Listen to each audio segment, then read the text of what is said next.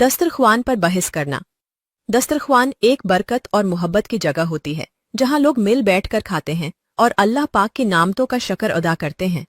लेकिन अगर इस दौरान बहस व तकरार की जाए तो ये अमल कई लिहाज से नुकसानदेह हो सकता है।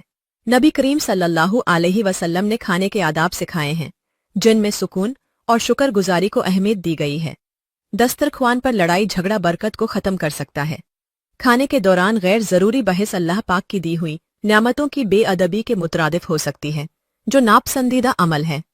बहस व तकरार मोहब्बत को ख़त्म करके रंजशें पैदा कर सकती है जो ख़ानदान के अफराद के दरमियान ताल्लुकात को ख़राब कर सकती है। जब बहस छिड़ जाए तो ज़हनी दबाव बढ़ जाता है जिसकी वजह से खाने का लुत्फ और सुकून ख़त्म हो जाता है।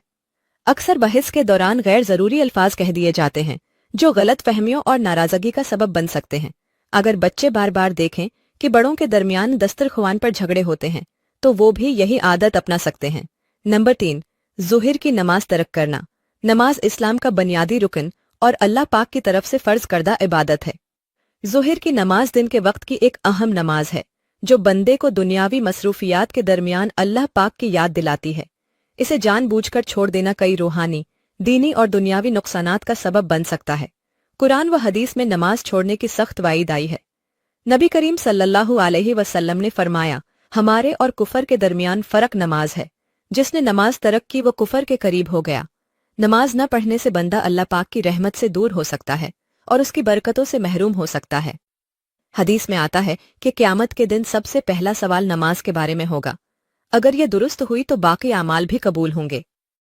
ज़ुहर की नमाज दिन के वक्त ज़हनी दबाव और मसरूफियत के दरमियान एक सुकून फराहम करती है। उसे छोड़ने से ज़हनी दबाव बढ़ सकता है। नमाज रोज़मर्रा की बरकतों में इजाफा करती है और उसे तर्क करने से कामों में बेबरकती आ सकती है। जो शख्स ज़हर की ज़ुहर का हादी हो वो अपने वक्त को बेहतर अंदाज में मनज़्ज़म कर सकता है। उसे छोड़ने वाला अक्सर वक्त ज़ाया कर देता है। जो शख्स नमाज पढ़ता है वो नेक लोगों की सोहबत में रहता है जबकि नमाज छोड़ने वाला बुरे माहौल में जा सकता है।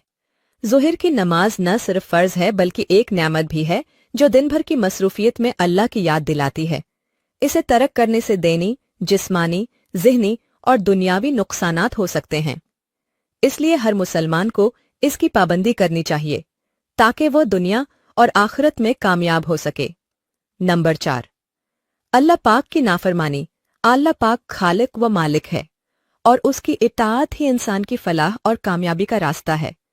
जो शख्स अल्लाह पाक की नाफरमानी करता है वो न सिर्फ आखिरत में खसारे का सामना करता है बल्कि दुनिया में भी मुश्किलात और बरकतों के खात्मे का शिकार हो सकता है। एक गुनाह दूसरे गुनाह का सबब बनता है और इंसान नेकियों से दूर होता चला जाता है। अल्लाह पाक की नाफरमानी करने वाला शख्स रफ्ता रफ्ता गुनाहों में मगन होकर अल्लाह की रहमत से दूर हो जाता है जिससे उसका दिल सख्त हो जाता है। नाफरमानी करने वाले की रोज़ी में बेबरकती, जिंदगी में बेसुकूनी और मसाइल बढ़ सकते हैं।